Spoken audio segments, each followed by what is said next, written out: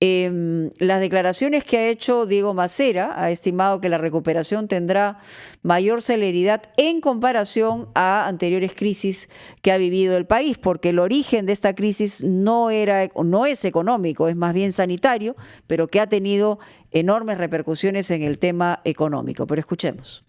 Sí pensamos que, a diferencia de otras crisis que hemos pasado en este país, va a haber un rebote mucho más rápido de lo que experimentamos después de, no sé, de los 80 o de la crisis del fenómeno del niño del 83. Lo que vamos a tener ahora es una caída, un incremento de pobreza, sí, un incremento en la informalidad también, pero también creo que el 21 y el 22 van a ser años de reconstrucción bien potentes. Bueno, así lo esperamos todos, pero yo solamente añadiría, por una cuestión de mirada en retrospectiva histórica, si nos metemos a hacer cosas que creemos populares en este momento y no miramos al mediano y a largo plazo para poder mantener nuestra estructura macroeconómica y darle posibilidad y oportunidad de trabajo a la gente, va a ser sumamente complicado los próximos años y sobre todo porque viene un año electoral, así que hay que tenerlo en la mira. Y lo que es sumamente difícil es, en paralelo, de alguna manera, controlar la crisis sanitaria, ¿no?, y epidemiológica y la crisis económica. ¿Cómo lograr ese equilibrio, ¿no?, en las economías del país? Porque además no es solamente una economía, pues son varias economías dentro de nuestro país. ¿Cómo evitar primero un rebrote? Porque el efecto rebrote sería no solamente contraproducente para la salud nacional, sino para la economía nacional y la propagación del virus. Estamos con el doctor César Cárcamo, que es médico epidemiológico y miembro del equipo de prospectiva del MINSA. Y yo sé que no hay una sola respuesta, pero esa mirada creo que es importante, doctor. ¿Cómo está? Bienvenido. Buenas tardes. Sí, la mirada es esa, cómo lograr un equilibrio entre la crisis sanitaria y el hecho de tener diferentes realidades económicas y sanitarias en el país y cómo lograr hacer estos cercos de los cuales tanto se ha hablado, pero que hasta ahora, digamos, no sé si hay ejemplos claros de que estén funcionando, doctor. Primero, un par de palabras, ¿cómo enfrentar esta crisis? Y mi respuesta es con cautela. Entonces, estamos aprendiendo en el camino y aquello que ensayemos, vigilarlo bien para, en caso de que cometamos errores, se pueda resolver este error pronto. Lo que hemos ensayado hasta ahora, en prueba y error, ¿qué es lo que ha funcionado y qué es lo que no ha funcionado? A ver, por ejemplo, la cuarentena, se estableció una cuarentena bastante precoz a diferencia de otros países. Uh-huh. Si comparamos nuestra realidad con la realidad de países como España, Italia o incluso Suecia, vemos que nuestra curva de mortalidad, por lo menos, avanzó mucho más lento, más baja, dándonos tiempo para reaccionar y tomar medidas como, por ejemplo, elevar 10 veces el número de camas UCI, mejorar la capacidad de atención hospitalaria, mejorar los equipos de respuesta rápida. Ahora, sí hay ejemplos, en función a su segunda pregunta, sí hay ejemplos de situaciones en las cuales estos cercos epidemiológicos han funcionado. Por ejemplo. Ebola, ¿no? En Ebola se han desarrollado estos cercos en varios países africanos. Uh-huh. Se detecta un caso y luego se hace una búsqueda y aislamiento alrededor de este caso, de todos los posibles contactos, de manera que no se extienda la enfermedad. De esta manera se puede apagar ese fuego. Es como unos fuegos pequeños en el bosque que se apagan antes de que se propaguen mucho. Es fácil de... Pero en ese sentido, yo decía que yo estoy completamente convencida y creo que lo podemos desarrollar con más capacidad luego de la pausa, pero lo dejo planteada la cosa. Yo creo que sí, obviamente funcionan, pero yo creo que se están demorando mucho aquí en el país para aterrizar ejemplos claros de cercos epidemiológicos. Le pido, doctor, un poquitito de paciencia. Usted sabe que en los medios tenemos que ser verticales con las pausas y las horas, pero sí es importante saber si es que algo está funcionando en relación a ese cerco hoy, ahora, frente a esta pandemia. Vamos a una pausa, ya regresamos.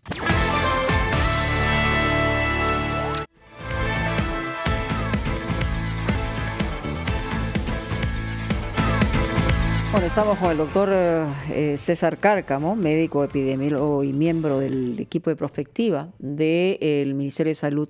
Y le habíamos dejado una reflexión antes de la pausa, que la resumo rápidamente. Los cercos, evidentemente hay evidencias de que funcionan en otras pandemias, pero aquí y ahora... al día 50 y tantos, recién se ubicó el gobierno en medidas vinculadas, por ejemplo, a la aglomeración alrededor de mercados. Hoy estamos con la cantidad de ambulantes, pero las respuestas hasta ahora solamente han sido represivas y no de otra naturaleza, lo que no resuelve el problema.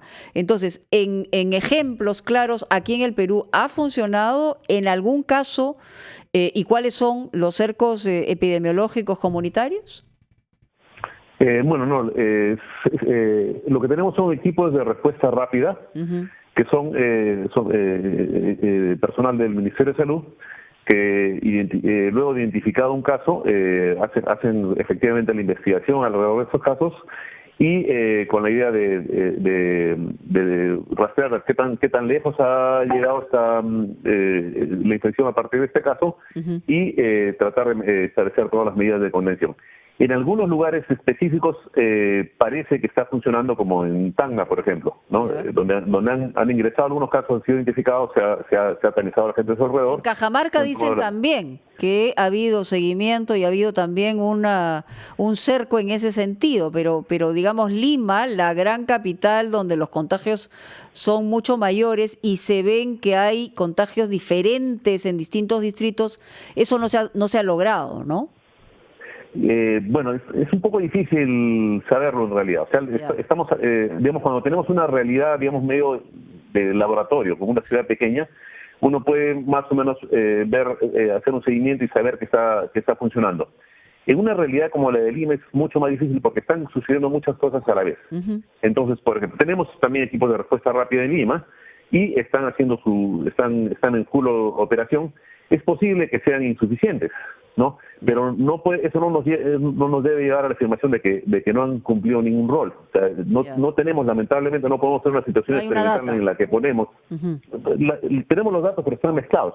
Tenemos el efecto combinado de la cuarentena, de todas las medidas de restricción de viajes, el efecto de los equipos de respuesta rápida, por un lado, y no sabemos qué hubiera pasado si es que alguno de estos elementos no hubiera estado.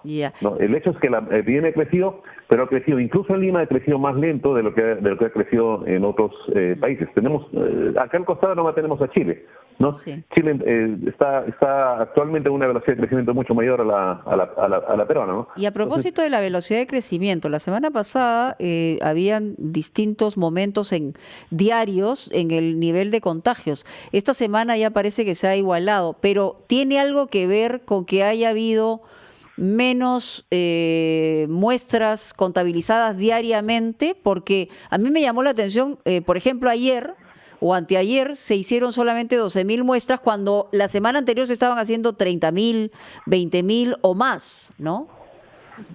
Sí, bueno, efectivamente contar el número de pruebas positivas nada más por sí solo está sujeto a una serie de sesgos. Entonces yo simplemente aumento o reduzco el número de pruebas y puedo hacer un aparente crecimiento o reducción del número de resultados positivos. Por eso se vigila no solamente eso. Entonces he presentado en un webinar la semana pasada, por ejemplo, cómo va el número de muertes por COVID. Es un poco más difícil de ocultar y no es tan dependiente del número de pruebas disponibles. Entonces, contando muertes confirmadas por COVID, más las muertes que no se han logrado confirmar por alguna razón, o sea, digamos que sea por sospecha o no sea verificado, claro. Claro, entonces, sumando las dos, también hay una reducción en la velocidad. No estamos probablemente la próxima semana ya llegamos si las cosas no cambian, vamos a llegar a una velocidad cero. Entonces son varias cosas. Además, también de las pruebas que se hace, se cuenta qué proporción son positivas. O sea, digamos, hacemos el doble de pruebas, pero bueno, de ese doble de pruebas que ha hecho, ¿qué porcentaje son positivas? Correcto. O hacemos la mitad, y ese porcentaje de pruebas positivas también está bajando. Entonces, estos son indicadores adicionales que nos indican de que estamos acercándonos al punto más alto en esta curva epidemiológica. Claro, hay miedo al rebrote, como ha ocurrido también en algunos otros casos, pero, por ejemplo, en una pregunta concreta, se está evaluando el hecho de levantar el toque de queda el día domingo, que es el día que no se sale. Para algunos, en medio de la situación real que tenemos hoy, donde se han flexibilizado muchos sectores por las razones obvias, el mantenerse el domingo en la casa no necesariamente es una situación positiva. ¿Qué piensa usted? ¿Qué le dicen los números? ¿Qué le dice su investigación? Bueno, las investigaciones muestran que estas medidas de relajación de las restricciones que han habido en las últimas semanas no han resultado en un rebrote importante de los casos, sino más bien que se está bajando la velocidad. Yeah. Entonces yo diría que en ese momento es una reapertura con cautela de los días domingos. Podría no tener un efecto negativo en la pandemia. ¿Por qué razón? Una de las razones es que, por ejemplo, tenemos una congestión de gente los días sábados, porque compran el día sábado, es un día menos que van a Claro. poder comprar el domingo. Si es que les damos la posibilidad de comprar el domingo, tal vez haya menos congestión el sábado y menos transmisión. Yeah. Eso lo sabremos recién cuando abramos los mercados. Claro. ¿No? Si es que, O sea, es en el terreno, en la cancha, donde se ve el resultado, evidentemente. lamentablemente. Pero Sí. la cuestión es que hay que responder rápido, ¿no? Como Sí. se respondió con eso del pico y placa por género, ¿no? Se vio que el pico y placa Que no por género funcionó, que le da se elimina. Ya. Se elimina. Y ahora continúa. se abrirían los domingos, pero viendo siempre con precaución si es que funciona o no funciona. Una última cuestión, no sé si hay alguna investigación respecto a eso. En el Perú se ha visto que, por ejemplo, en lugares más altos, en altura, respecto al nivel del mar, hay menos casos. ¿Tiene algo que ver o no? Bueno, hay varias teorías. Es algo que sucede y no solo en el Perú.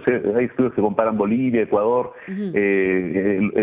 poblaciones de los Himalayas, y se está viendo que efectivamente hay esa correlación. La causa de esta correlación de menor caso a mayor altura hasta la fecha no se conoce. Hay varias teorías, ¿no?